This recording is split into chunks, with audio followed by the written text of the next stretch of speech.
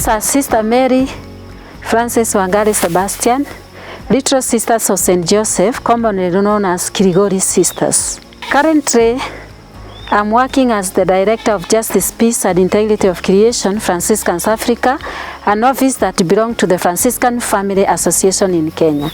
Where we are is a demo farm. We are in Kajiado County, Isinya sub-location, or a porous village.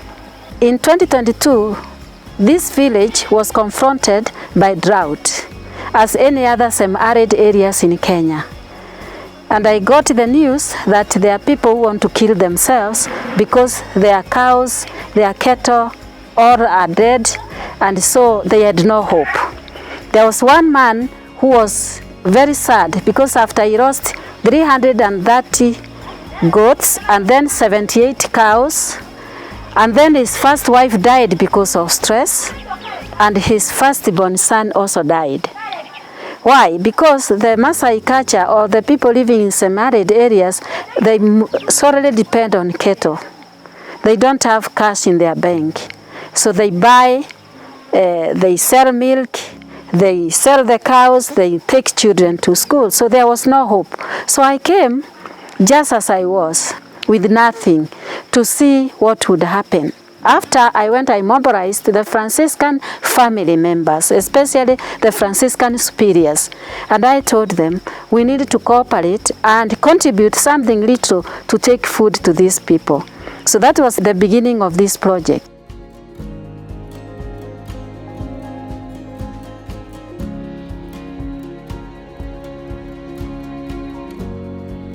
We targeted 100 people with the money and the food that we received. But when we arrived here, there were 200 people. So it was double. After that, I got friends, journalists from Germany, who also felt the story and came to Kenya through Divine Word missionaries, priests. So when this lady called Ura Arens arrived here, they interviewed people, they talked, they saw the miseries of the people, and that was November in 2022. So when she went back, she told me that they were going to mobilize in a magazine called Reb and Justice to their readers to appeal to them to see how they could help. So in 2023 is when we got the fund, and we had to ask ourselves, what can we do so that we don't keep on giving them food? Giving food donation is not sustainable. It is helping them for that night. So what can sustain them better? And I called for public participation, where I called all the villagers. These are 3 villages: Oreporos, Oromnyak, Leto village. And so we called them under a tree. We spoke together with the Catholic University of Eastern Africa, who are partners in this. We talked, and they said we would like to have water, because if they have water, then their cattle will not die. They will be able to give them food, they will be able to give them water. So we decided that we will start with a borehole, and one of these Muse said, I'll give up my land, 1 acre, for that work. So he gave us, but it belonged to the community, as long as we are able to help them to move forward. And afterwards, we asked ourselves, now this borehole is drilled. We needed water tower to put the water, to give them water. Yes. What else?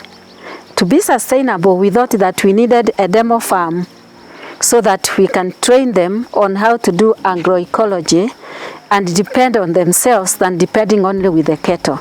2, we decided to put for them zero grazing. So you'll find here we have zero grazing, where we have cows and we have goats, so that they know how to keep fewer of them, but which can be beneficial to them. The reason why we named it as Laudato Si Community Center is the love and the respect that we had as Franciscans with this document by the late Pope Francis, who was challenging us through our charisms, our own charism, which is to care for our common home. And so the Laudato Si is like something that was reawakening us. And so we said we'll name it as JPIC Laudato Si Community Center, so that we are able to take far and further the Laudato Si encyclical letter. You know, Pope Francis released the encyclical in 2015. There are still many people who haven't heard about Laudato Si, or who do not know what is it all about or how to implement it. For us, we said Laudato Si should be a reality in people's lives, especially people who were suffering. You know, as leaders, it's a matter of serving your people right. And serving your people right, it's always a collaborative initiative that all of us as leaders will come to join hands in government, in NGOs, in private entities, for the common goal of doing whatever necessary or doing the right thing as far as community issues are concerned. My name is Harum Duku. I am the program manager at Harmony Institute. Harmony Institute is an interreligious and intercultural organization. Through our sister organization, Omerie Foundation, we were able to give the tailoring machines as the community center was starting. This has enabled us to collaborate better with the community here and also with the JPIC Laudato Si. And we hope and envision a future that we continue with our partnership and do many other things together. As you can see, this is physical proof that when partnerships come together, it's possible to make that change, and we hope for a better future. Human trafficking in this area is rampant. They are cheating that they are going to be employed as casual workers. They will be given good jobs to live the struggle in this heat. The parents may not know that their children are being trafficked, but they are selling them for food. So that time, like when I came to intervene, there were several girls who had been sold. A girl of 17 years, 15 years has been sold and taken very far by the father so that they don't see our struggle. Congregation of Little Sisters of St. Joseph, they have a community already at the border of Namanga.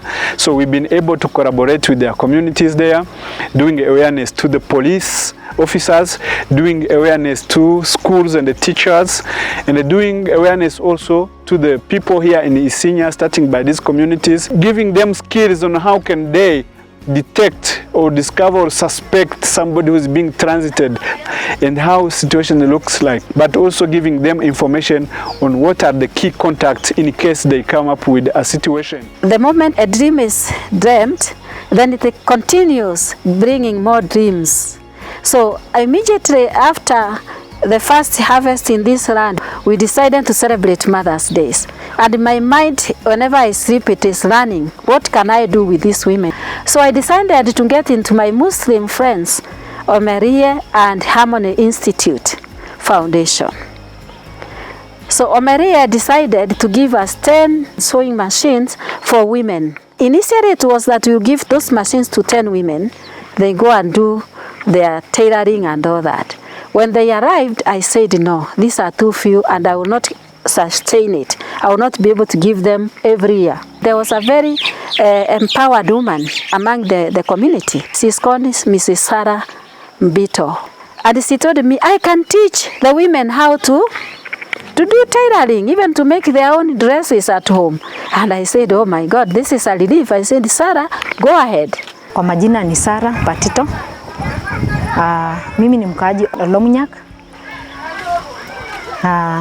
Nashukuru Mungu kwa sababu ya hii shirika ambao amekuja kutusaidia. Nasikia furaha sana kwa sababu nikiona kwamba darasa langu limehitimu.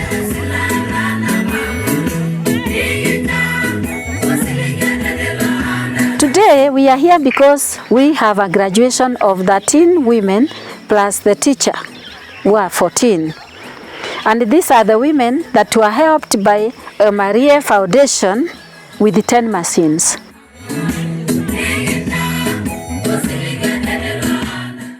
Tuliweka siku moja kwa wiki. Thursdays ndio tulikuwa tunapatana. Tunasoma, tunaendesha mashini polepole. Na lazima tutaletea mwalimu sawani. Kwa hivyo hajasaulika, mwalimu hujasaulika, sawa sawa. It is a start. We are making a new beginning for this project. We are making a new hope.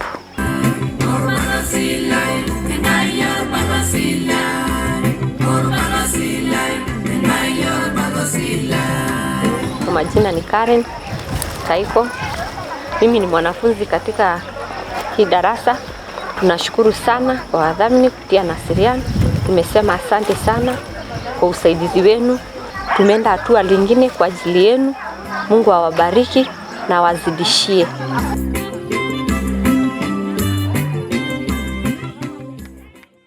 One thing that has interested me with this group that we are graduating today, even before they informed me, they have already started a group of merry-go-round. So if they can be empowered through microfinance or those kind of things, these are women who can do far. They have already registered something called compassionate group, so that they don't leave each other after the graduation. They will be able to follow each other. And if you have a problem, they can come and help each other.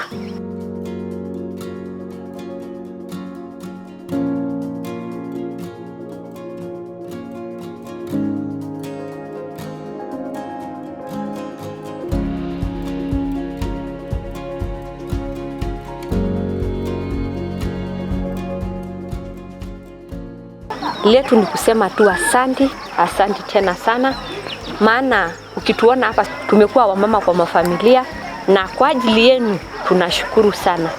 Tuna lingine tumesema asante. Through nyinyi tumesaidika. Mimi ombi langu ni kwamba wale ambao wanatutizama, tunasema mtusaidie, mjitokeze kama wadhamini, mshike hii shirika mikono, angalau wakigraduate wanapata kitu ambayo wanaenda kujifunza naye kama machine. Hii darasa ni kidogo sana hii hall, lakini tunaomba kwamba tupatiwe mwalimu wa catering, bidhaa za catering, ili at least hata kwa maboma zetu tuwe tunapika chakula smart ambayo itatusaidia na isaidie watoto wetu kwa njia ya afya.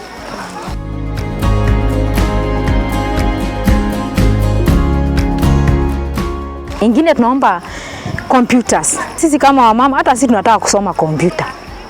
Siku hizi watoto wetu wanachukua masimu, laptop, na pengine anakuuliza swali na hujui kujibu. Lakini kuna wasomi ndani yetu ambao wamefika form 4.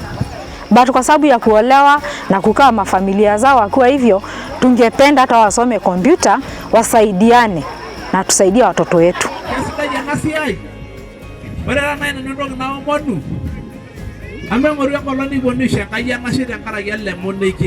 Pia tunaomba mashini ziwekwe kwa wingi. Ilikuwa mashini 10. Ukiangalia darasa ni over 10. Tulikuwa na shift mashini moja akiwa practical, mwingine theory. For this training to continue, we will need a lot of support of extra machines, even giving these women, after they finish, a machine to go with it, so that they are able to continue to empower themselves economically.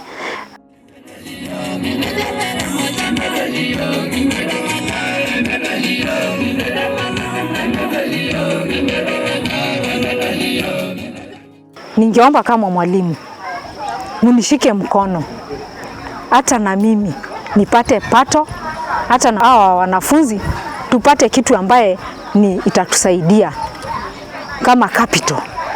I'm very excited, very fulfilled, and seeing there is a light at the end of the tunnel. I have a lot of hope that this is a reality, to empower a community, to empower a woman, to empower a man. It is my joy that tomorrow they will not be the same. Na ninashukuru sana kwa sababu ya hii ambayo nimeona Mungu ametenda. Tulikuwa na occasion, function smart sana, na imekujwa na tunasema asante sana. Tunashukuru kwa Merie, tunashukuru kwa sababu ya Nasirian, ametusaidia sana. We would like to thank everyone for availing yourself today to celebrate our achievement. Looking ahead, we are excited to welcome the next cohort of women from Breto, Olepolos, and Olomnyak village to join our training program and embark on their journey of skills development. Thank you.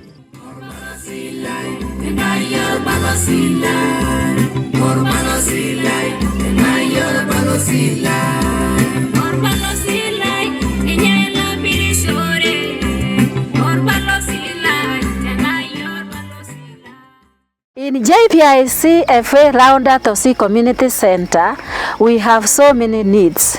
First and foremost, we did not realize that doing agroecology needs a lot of money, because you are trying to do it without any fertilizers. Every time we need to have a strategic person who is helping us into educating these people and also into making this land produce. With this agroecology, we have various indigenous seeds that we have collected after the first harvesting, and our intention is to have a seed bank that we can share now with the communities here that have been learning through these agroecology programs.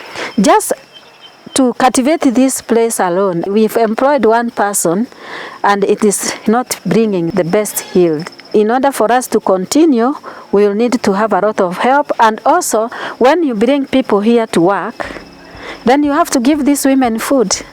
So most of the time you find I go to the Muslims, they give me some parcels of food, I bring them, I give them, then we are able now to cultivate up to somewhere else.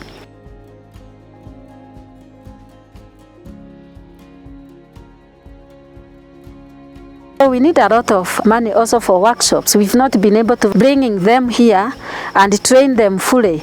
We bring them here for 1 hour or so because we don't have resources.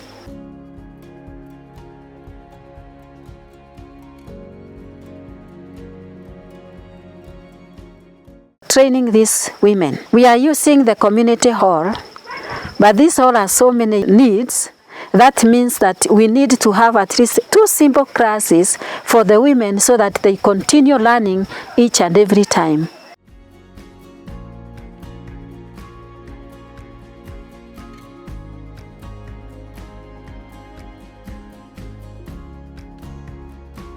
We also need a lot of creation of awareness on this kind of agriculture in this area, and we cannot do it ourselves alone because me, I'm not an agriculturist actually. I ventured into agroecology just because I met myself into a situation. It has been a journey na nimekuwa safari ya matumaini. It is all put together of different stakeholders as far as raising our community, and as far as enlightening our community, and as far as enhancing the knowledge of our community. We welcome everyone and we welcome whoever of that particular mission and vision. We need to include the youths in this project. I will need a lot of education, empowerment both of the elders, the youths, to embrace each other. Education in this area is wanting. Those who are able to take their children out of this area, they are very happy and lucky to take them elsewhere for school.